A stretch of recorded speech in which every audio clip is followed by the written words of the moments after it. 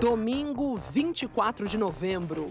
Exclusivo, o Fantástico começa com os áudios da investigação de uma trama golpista revelada esta semana. Tem que debater o que vai ser feito. Força aqui de preto. Mensagens trocadas entre militares de alta patente que planejavam tomar o poder no país depois das eleições de 2022. Vamos nessa, tô pronto. Força. Segundo a Polícia Federal, uma conspiração para matar o presidente Lula, o vice-Geraldo Alckmin e o ministro do STF, Alexandre de Moraes. Neste corredor ficava o gabinete da Secretaria-Geral da Presidência da República dentro do Palácio do Planalto. Segundo a Polícia Federal, no fim de 2022, conspiradores prepararam neste gabinete uma investida contra a democracia brasileira. Mário Fernandes, general da reserva e número 2 da Secretaria-Geral da Presidência, usou a impressora do gabinete. E o que surgiu, revela a investigação, foi uma trama de morte para dar um golpe de Estado. O plano, punhal verde e amarelo. Qualquer solução, Caveira, tu sabe que ela não vai acontecer sem quebrar ovos, né? Sem quebrar cristais. A investigação afirma foi Mário Fernandes quem elaborou o documento. Levou no mesmo dia uma cópia até o Palácio da Alvorada, onde estava o então presidente Bolsonaro. A data, 9 de novembro de 2022, 10 dias depois do segundo turno da eleição, vencida por Lula.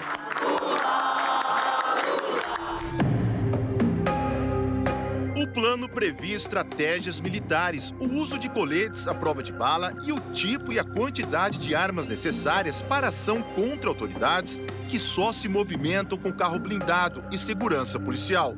Como uma metralhadora assim que dispara 800 tiros por minuto.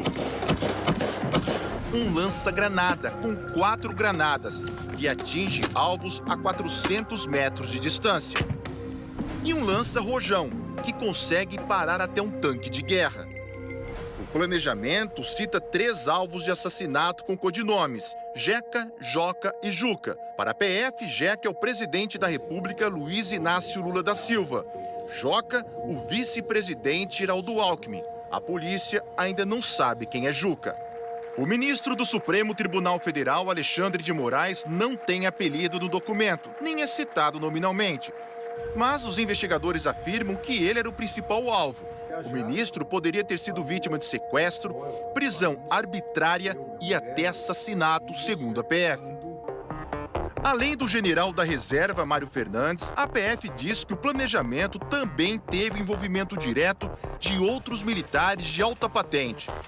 O Fantástico teve acesso a 55 áudios da investigação, todos exclusivos. Mário Fernandes se mostra exaltado em várias conversas, fala dezenas de palavrões. Tá na cara que houve fraude, pô. Não dá mais pra gente aguentar esta p... Tá f...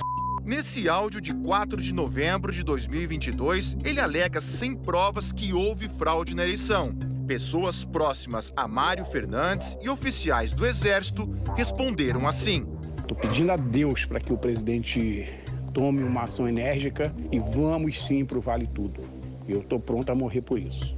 O presidente ele tem que fazer uma reunião petit comitê. Esse pessoal acima da linha da ética não pode estar nessa reunião. Tem que ser a rataria. Tem que debater o que vai ser feito. A Polícia Federal diz que o plano punhal verde e amarelo detalha as estratégias do ataque ao ministro Alexandre de Moraes, como a realização de um levantamento prévio da movimentação dele, com horários e itinerários, e das agendas oficial e pessoal. O plano também estipula a demanda, a quantidade de pessoas necessárias para o atentado. No mínimo, 2 equipes com 2 homens cada, e outras 2 com 1 homem. E um telefone descartável para cada uma dessas 6 pessoas. Segundo a Polícia Federal, um dos 6 responsáveis pela execução do plano é o tenente-coronel Rafael Martins de Oliveira, integrante dos Kids Pretos, um grupo de operações especiais do Exército. A investigação revelou que os executores do plano tinham um grupo no aplicativo de mensagens, chamado Copa 2022. Que compraram chips de celular em nome de outras pessoas e, para dificultar ainda mais a identificação, se chamavam por países: Alemanha, Argentina, Brasil, Áustria, Gana e Japão, e que Japão era o tenente-coronel Rafael Martins de Oliveira. De acordo com a Polícia Federal, o primeiro alvo do ataque seria Alexandre de Moraes. Na época, ele era presidente do TSE, o Tribunal Superior Eleitoral, e, segundo a PF, passou a ter os passos monitorados pelo grupo. Por exemplo, no dia 23 de novembro, das 6h19 da tarde até 10h30 da noite, Rafael ficou perto da residência funcional do ministro. No dia seguinte, 24 de novembro, Rafael Martins de Oliveira se envolveu num acidente nesse trecho da BR-060. Tinha chovido e a pista estava escorregadia. Um carro bateu na traseira do veículo do militar. Nada grave, mas o que o motorista que provocou o acidente não imaginava é que o nome dele apareceria nas investigações. No local do acidente, o militar tirou esta foto que mostra a carteira de habilitação do motorista, alegando que precisava da imagem para acionar o seguro. Os dados desse documento serviriam para registrar um dos chips de celular usados no monitoramento do ministro. A fraude passaria despercebida se não fossem esses dedos que aparecem na foto. O sistema, ele nos trouxe um rol de candidatos, então, à medida que o papiloscopista foi realizando a comparação morfológica, ele chegou na identificação daquela impressão digital. Era mesmo de Rafael Martins de Oliveira. As investigações concluíram que foi assim, usando um telefone em nome de alguém que não tinha nada a ver com a história, que o militar partiu para o passo seguinte do plano. Era dezembro de 2022. Apoiadores radicais de Jair Bolsonaro estavam concentrados em frente a quartéis do Exército. Muitos pediam um golpe de Estado.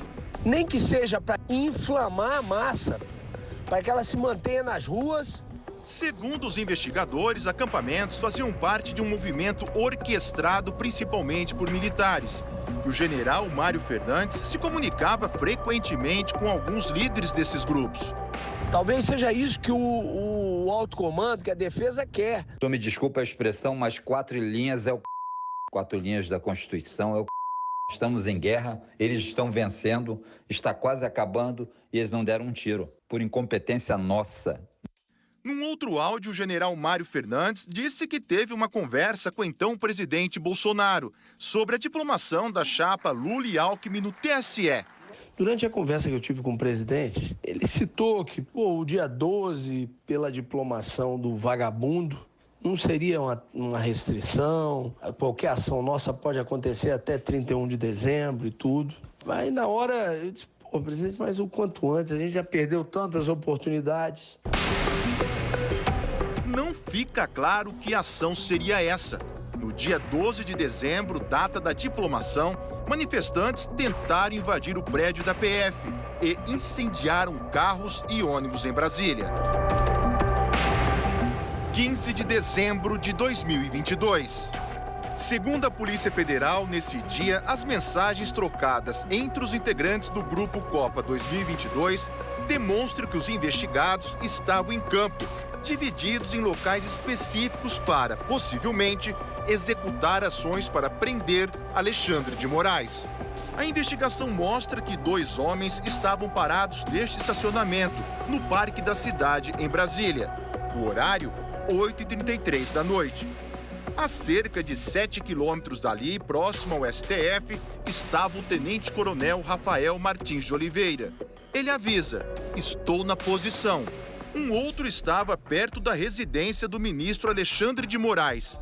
Às 8h57 da noite, um integrante do grupo escreve, tô perto da posição, vai cancelar o jogo? Segundo a PF, o homem que estava no comando da ação dá a ordem, abortar. Naquele dia, a sessão do Supremo terminou mais cedo, o que pode ter atrapalhado o cerco ao ministro Alexandre de Moraes. E uma nova informação apurada pelo Fantástico pode explicar por que a ação não foi concluída. Nesse mesmo dia, segundo investigadores da PF, o então comandante-geral do Exército foi até o Palácio da Alvorada para uma reunião com o presidente Bolsonaro. E o resultado dessa conversa pode ter interferido no plano golpista. Marco Antônio Freire Gomes foi o comandante-geral do Exército entre março e dezembro de 2022. Ele disse em depoimento à PF que se recorda de ter participado de reuniões no Palácio da Alvorada e que sempre deixou claro que não participaria de qualquer ato para reverter o processo eleitoral. Em outra mensagem, Mário Fernandes reclama que Bolsonaro não assinou o decreto do golpe. Cara, o presidente tem que decidir e assinar esta merda. Vai esperar virar uma Venezuela para virar o jogo, cara? Democrata é o... A impressora do gabinete da Secretaria-Geral da Presidência da República volta a funcionar contra a democracia no dia 16 de dezembro. Segundo as investigações, o general Mário Fernandes imprimiu esta minuta num papel timbrado da presidência, com um carimbo secreto, bem grande estampado. São as diretrizes para a criação, nesse mesmo dia, de um gabinete institucional de gestão de crise, formado em sua grande maioria por militares. Para a Polícia Federal, esse é mais um indício de que estava em curso um golpe de Estado e o chamado gabinete de crise governaria o país até a realização de novas eleições, mas sem data para acontecer. Então, meu amigo, partir para cima, apoio popular é o que não falta. Um abraço, Caveira. Força. O plano para matar autoridades diz o seguinte sobre Jeca, que para a Polícia Federal trata-se de Lula. Considerando a vulnerabilidade do seu atual estado de saúde e sua frequência a hospitais, envenenamento ou uso de química, remédio que lhe cause um colapso orgânico. A investigação apontou que o agente da Polícia Federal, Vladimir Matos, passou ao grupo que planejava o golpe de Estado informações sobre a equipe de segurança e a localização de Lula. No dia 13 de dezembro, um dia depois da diplomação do presidente eleito, Vladimir mandou esse áudio. Lula estaria ali no prédio, né, do Meliá. Tem que virar logo, não dá para continuar desse jeito não, irmão. Vamos nessa, tô pronto. O plano Punhal Verde e Amarelo fala o seguinte sobre Joca, que seria o vice-geral do Alckmin. Considerando a inviabilidade do 01 eleito por questão de saúde, a sua neutralização extinguiria a chapa vencedora. A Polícia Federal não tem dúvidas. O plano propõe os assassinatos de Lula e Alckmin. Eu sou um cara que eu tenho que agradecer agora muito mais porque eu estou vivo. A tentativa de me envenenar, eu e o Alckmin, não deu certo, nós estamos aqui. A investigação afirma que a organização criminosa tentou criar um ambiente propício para o golpe de Estado. E que os fatos investigados levaram ao dia 8 de janeiro de 2023, quando radicais invadiram e depredaram as sedes dos três poderes.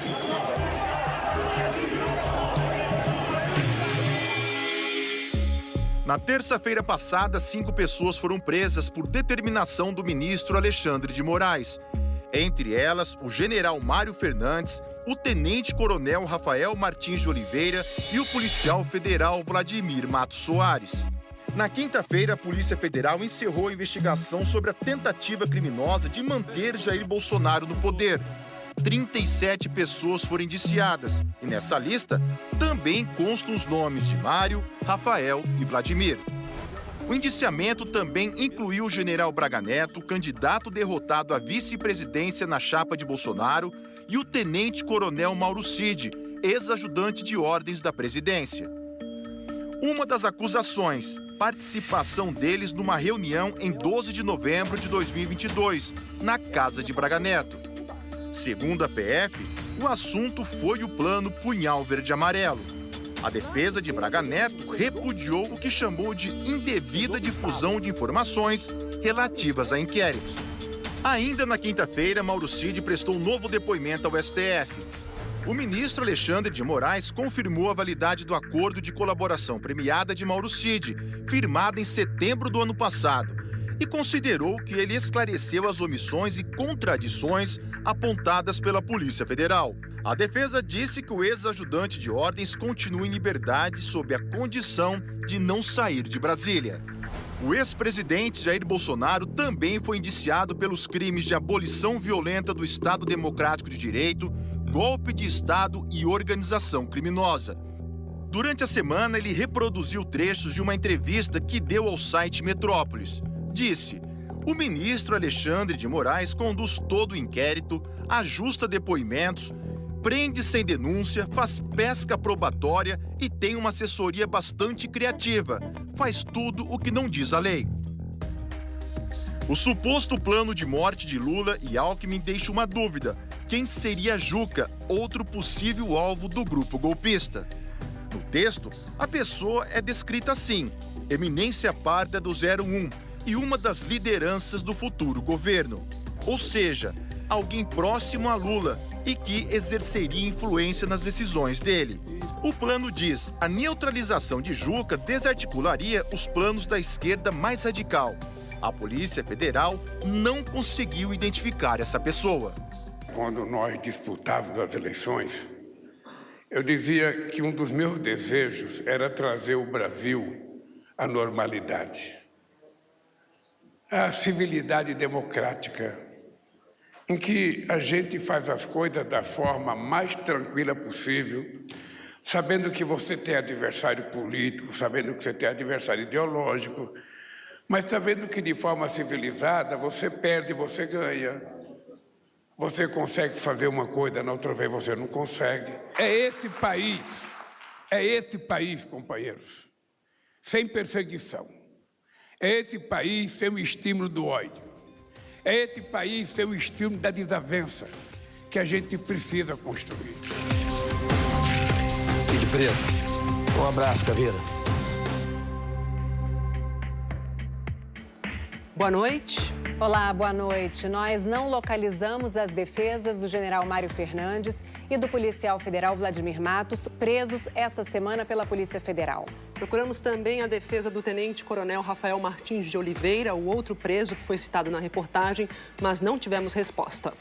Em nota divulgada hoje, a Ordem dos Advogados do Brasil reafirmou o apoio às instituições e à Constituição e defendeu que lideranças políticas incentivem seus partidários a se afastarem de atos de violência e de terrorismo político. A Associação dos Juízes Federais do Brasil também se manifestou. A AJUF disse que fatos que atentem contra a segurança e integridade pessoal de agentes públicos configuram grave ameaça ao Estado Democrático de Direito. Para a associação, essas práticas devem ser combatidas com o rigor da lei. Outra entidade a se manifestar foi a Associação dos Magistrados Brasileiros. A AMB afirmou que um poder judiciário independente e sem receio de represálias em razão de suas decisões é essencial para a democracia.